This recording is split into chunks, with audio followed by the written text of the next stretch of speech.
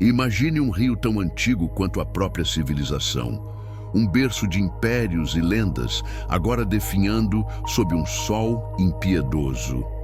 O Eufrates, um nome que ressoa através de milênios de história e fé, está secando.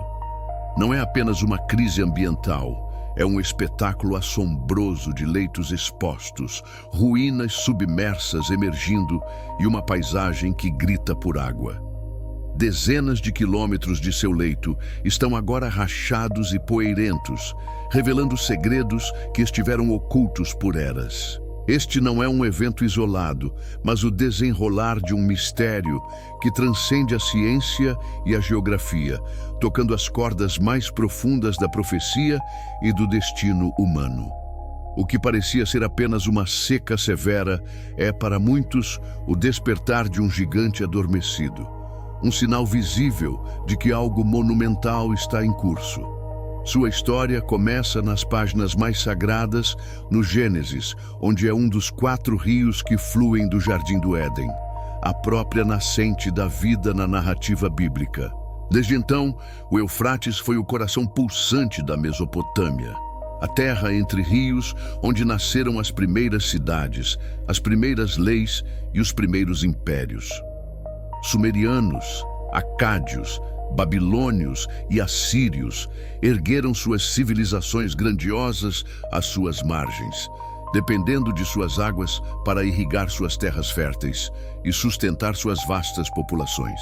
Ele não era apenas uma fonte de água, mas um símbolo de poder, de fertilidade divina e um divisor natural que moldou a geopolítica antiga, testemunhando a ascensão e queda de dinastias que ecoam até hoje. Mas a importância do Eufrates vai muito além de sua relevância histórica e geográfica. Ao longo das Escrituras, o rio aparece não apenas como um cenário, mas como um ator em profecias que prenunciam eventos de proporções cósmicas. Já no Antigo Testamento, ele é mencionado em contextos que sugerem sua conexão com grandes conflitos e o destino de nações. As águas do Eufrates eram, por vezes, uma barreira intransponível, outras vezes, uma rota para exércitos invasores, sempre um ponto focal para o desenrolar dos planos divinos. Essa presença constante em narrativas proféticas que se estendem por milênios eleva seu status de mero rio a um instrumento de um propósito maior, um marcador temporal para a humanidade. Hoje, testemunhamos o Eufrates em um estado nunca antes visto na história registrada. Sua vazão reduzida a um fio, seus reservatórios em níveis críticos e a vida que dele dependia, lutando para sobreviver. Especialistas atribuem a seca a mudanças climáticas, construção de barragens e má gestão hídrica, mas para uma parcela crescente da população global, a explicação reside em um plano muito mais antigo e profundo. A dramática diminuição de suas águas não é vista como um acidente ou uma anomalia meramente natural, mas como um sinal profético inegável, uma confirmação de que os tempos finais, há muito preditos, estão se desenrolando diante de nossos olhos. Esta é a manifestação física de uma profecia que aguardava seu momento. E é aqui que o mistério se aprofunda e a urgência se intensifica.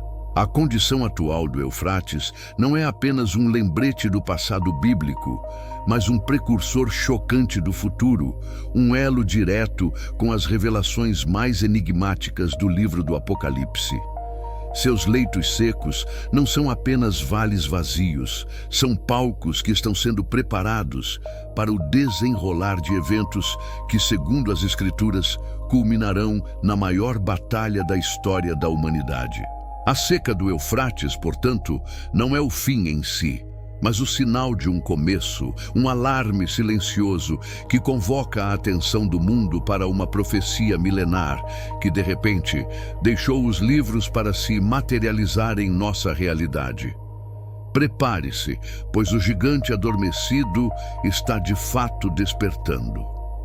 Continuando nossa jornada pelas profundezas das Escrituras, é no livro do Apocalipse que o Eufrates assume um papel central e enigmático nos eventos do fim dos tempos. No capítulo 9, a sexta trombeta ressoa, e uma voz profética instrui a libertação de 4 anjos presos junto ao grande rio Eufrates. A imagem é poderosa. Seres celestiais, contidos por um propósito divino, aguardando o momento exato para cumprir uma tarefa predestinada. Não se trata de uma libertação aleatória, mas de um evento cronometrado com precisão cirúrgica no calendário profético, marcando o início de uma nova fase de juízos. Este rio, que testemunhou o alvorecer da civilização, agora é palco para o desencadeamento de forças. Esses 4 anjos são liberados para um propósito terrível: matar a terça parte dos homens. A magnitude dessa declaração é assustadora, sugerindo uma catástrofe de proporções globais, talvez a maior já vista. As interpretações variam, desde uma guerra devastadora originada na região do Eufrates, até pragas ou desastres sem precedentes.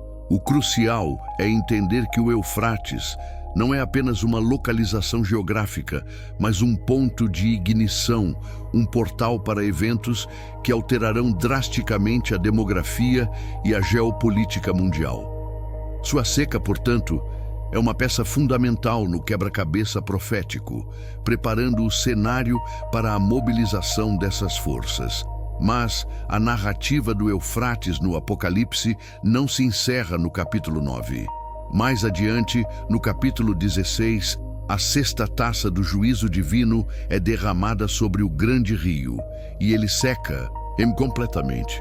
O propósito dessa seca é explicitamente declarado, para que se preparasse o caminho para os reis do Oriente. Aqui, a seca do Eufrates não é um acidente ambiental, mas um ato deliberado e estratégico dentro do plano divino, abrindo uma rota para potências orientais. É um evento que transcende a mera escassez de água, tornando-se um marco geopolítico e profético. Se você está achando esta exploração intrigante, deixe seu like e um comentário abaixo. A menção aos reis do Oriente é um dos pontos mais debatidos da escatologia. Quem são esses reis? Poderiam ser nações asiáticas poderosas como China, Índia, ou um bloco de países do Extremo Oriente, cuja influência geopolítica e militar cresce exponencialmente? Ou talvez se refira a uma coalizão de nações historicamente a leste de Israel e da Mesopotâmia. A seca do Eufrates, ao remover uma barreira natural, facilitaria a movimentação de exércitos ou o transporte de recursos em larga escala, preparando o palco para um confronto final. Os desenvolvimentos atuais na Ásia dão nova urgência e relevância a essa antiga profecia. A convergência dessas duas passagens, a libertação dos anjos no capítulo 9 e a seca para os reis do Oriente no capítulo 16, desenha um quadro sombrio, mas fascinante.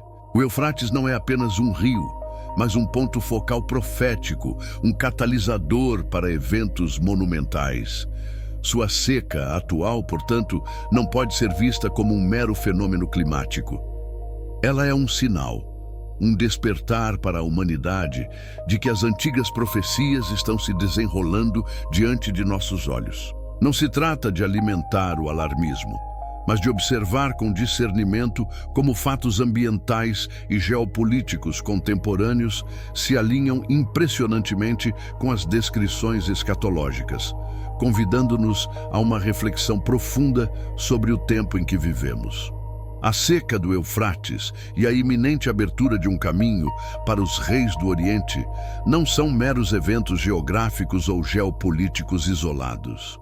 Eles ressoam com uma profundidade profética que ecoa através dos milênios. A convergência desses sinais, desde as águas que diminuem até as tensões crescentes na região, nos convida a ir além da superfície, a discernir a mão divina agindo nos bastidores da história humana. Não se trata apenas de observar um rio secar, mas de reconhecer um relógio profético que avança, chamando a atenção para a urgência dos tempos. É um lembrete vívido de que as palavras antigas não estão inertes, mas se manifestam no palco do mundo, revelando um plano meticulosamente orquestrado, desenrolando-se diante de nossos olhos. Diante de tais acontecimentos, a tentação do sensacionalismo e do alarmismo é grande. Contudo, o verdadeiro discernimento espiritual nos chama a uma postura de sobriedade e reflexão, não de pânico.